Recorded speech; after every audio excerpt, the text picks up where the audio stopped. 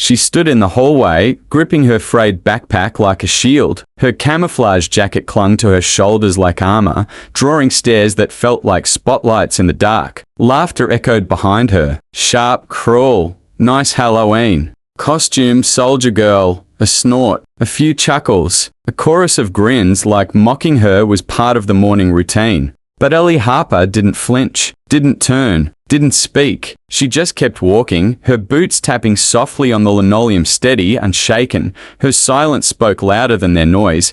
Today was Veteran Appreciation Day at Franklin High. The halls were splashed in red, white, and blue. Tiny paper flags were passed around. Some students painted stars on their cheeks. Others were shirts with slogans they barely understood. But Ellie didn't show up to blend in. She wore her brother's jacket, Lance Corporal Ryan Harper. He had worn it during his final deployment overseas. Ellie hadn't seen him again after that. The jacket still smelled faintly of sand and diesel. It carried memories no textbook could ever teach. Every thread was stitched with pride and grief. Ryan was 18 when he enlisted, 19 when he didn't come home. The folded flag sat untouched on the mantel above their mother's fireplace, a constant, quiet scream no one at school knew. Ellie never told them. Grief doesn't always need an audience. She came to school to honor her brother. But the world had other plans. At tea lunch, the laughter came back. Louder this time. Bolder. Hey, G.I. Jane boot camp's that way. Another burst of snickering. A few heads turned. A teacher looked up, then looked away. No one stepped in. Ellie sat alone.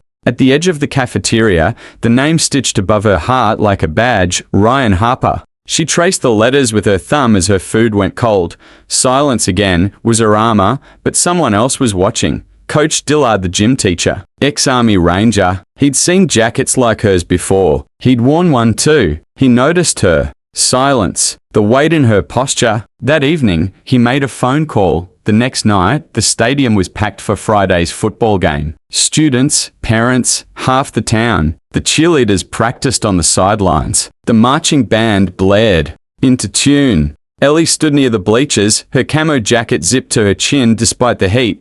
Then, at 6:45, everything changed. A low hum began in the distance. Heads turned. The ground trembled beneath their feet. It wasn't thunder. A Black Hawk helicopter crested the trees, roaring toward the field. Gasps echoed through the stands. Dust flew. The bleachers shook. The bird descended like a storm, powerful and graceful, until it touched down in the middle of the field. The side door opened. A uniformed crew stepped out. Tall, silent boots. Thudding against the turf, the crowd held its breath. The commander walked straight toward Ellie. Stopped just in front of her. Saluted. She blinked, stunned. No one in the crowd moved. Then he handed her a small, heavy object, a polished challenge. Coin. On one side, the insignia of her brother's unit. On the other, an inscription. For those who stand when silence is easier. Ellie's voice trembled. How did you know? The commander replied simply, your silence said everything. Behind her, the students who had mocked her stood frozen. A few lowered their eyes. None spoke.